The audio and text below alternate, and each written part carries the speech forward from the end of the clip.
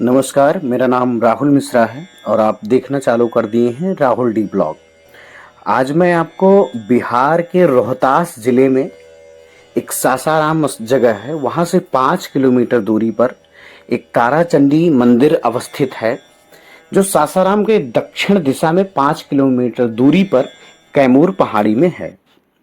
यहाँ बहुत हिंदू भक्तों का समागम होता है। धुआं कुंड जलप्रपात भी यहाँ है, जो पर्यटकों को काफी आकर्षित करता है। मां ताराचंडी का पीठ भारत के शक्ति पीठों में सबसे पुराना पीठ माना जाता है। पुराण के अनुसार भगवान शिव की पत्नी सती ने अपने पिता के घर अपने स्वामी का अपमान होने पर जब आत्मदाह किया, तब भगवान शिव क्रोध में आकर के सती का शव उठा करके भयंकर तांडव नृत्य करने लगे। ऐसे में विश्व ध्वंस होने का संकट मंडराने लगा। भगवान विष्णु ने विश्व की रक्षा करने के हेतु अपने सुदर्शन चक्र से सती के शव को खंड खंड कर दिया। वे सभी खंड भारत उपमहाद्वीप के विभिन्न स्थानों पर गिरे। इन सभी स्थानों को शक्तिपीठ माना जाता है और हिंदुओं के लिए सभी शक्तिपीठ बहुत ही महत्वपूर्ण हैं। मां ताराचंडी पीठ पर सती का दाहिना नेत्र गिरा था, जिसे मां ताराचंडी मंदिर कहा जाता है और उसे मां ताराचंडी का आवास कहा जाता है।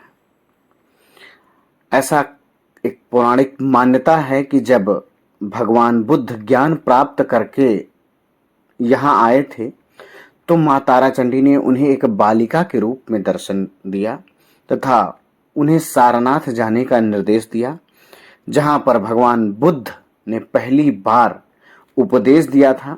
और ऐसा कहा जाता है कि जो लोग यहाँ सासाराम में आते हैं, जो मां ताराचंडी के स्थान पर आते हैं, दर्शन करते हैं, उन पे मां लक्ष्मी की विशेष कृपा होती है। ये मंदिर के बगल में एक सरोवर है तथा ये जो आप पहाड़ी देख रहे हैं, ये कैमूर पहाड़ी स्थित है। इन कैमूर पहाड़ी के बीच में जो है ये मंदिर स्थित है। अभी आप मंदिर का प्रांगण देख रहे हैं। आपको मैं ले चल रहा हूं मंदिर के गर्भगृह की तरफ, जहां पर मां ताराचंडी का जो मूर्ति है वो यहाँ पर स्थित है। यह शक्ति पीठ के रूप में जाना जाता है। वीडियो में पहले ही मैंने आपको बताया। अभी ये जो सामने आप देख पा रहे होंगे, ये कुछ और नहीं, ये मां ताराचंडी का गर्भगृह है, जहां पर मां ताराचंडी की मूर्ति स्थित है तथा जितने भी भक्त आते हैं वो इसी गर्भगृह का पूजन करते हैं। मंदिर के बगल में जितनी भी मूर्तियां लगाई गई हैं, ये मंदिर की सुंदरता को बढ़ाती हैं एवं ये 9 देवियों का और सारी कई ऐसी देवियां हैं जिनकी मूर्तियां लगाई गई हैं। आगे आप सुनेंगे, मैं कथा कहा हूँ सती चंडी के बारे में, वो आप सुनिए। जब दक्ष प्रजापति को बताया गया कि प्रजापति की बात की गई।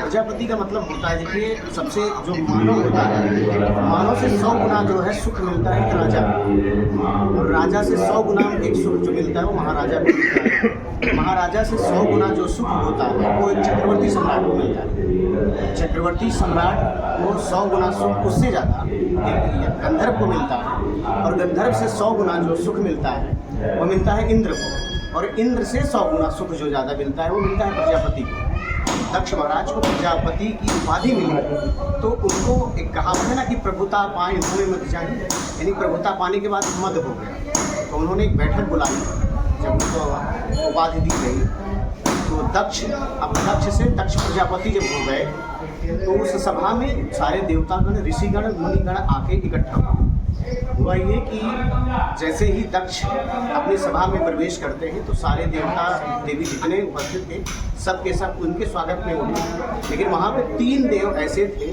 जो नहीं हुआ। पहला थे ब्रह्मा जी, दूसरा विष्णु जी, और तीसरा महेश यानी शिव।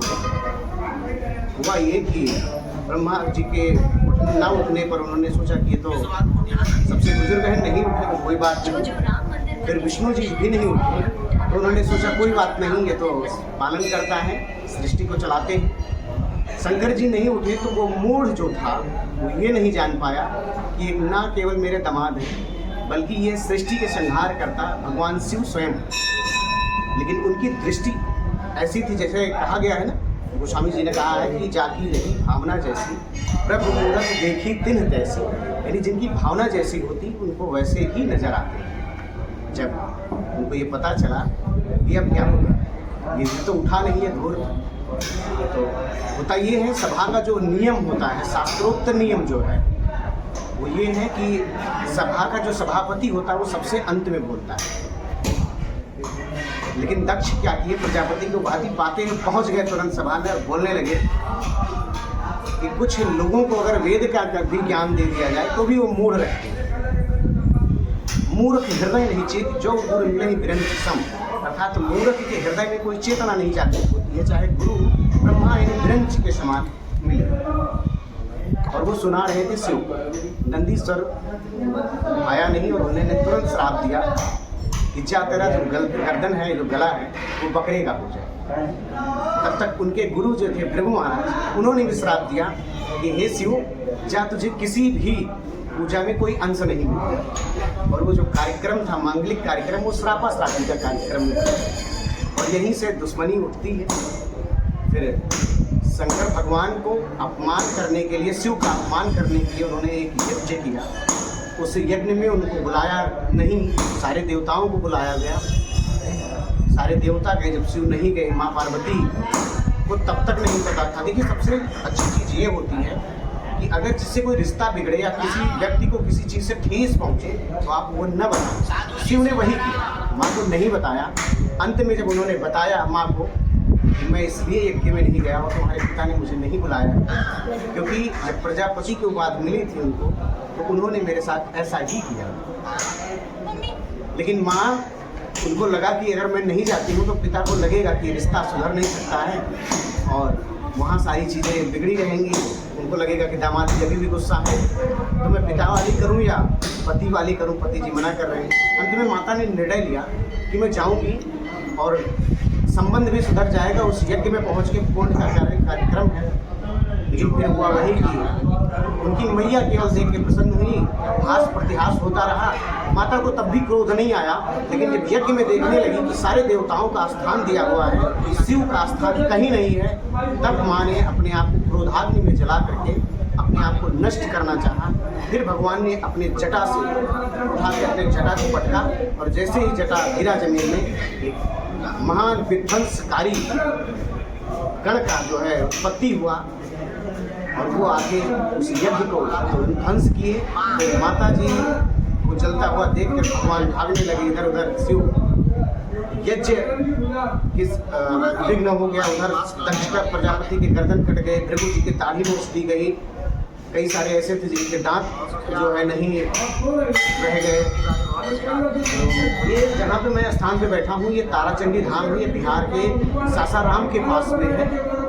डिस्ट्रिक्ट का क्या नाम होता है, रोहतास जिले में ये है, जहाँ पे भगवान शिव जब माँ जी को लेके जा रहे थे और चक्र सुदर्शन से विष्णु जी ने नष्ट किया था, तो माँ का नेत्र यहाँ पे आके गिरा था। इसीलिए यहाँ का नाम जो है वो ताराचंडी धाम पड़ा।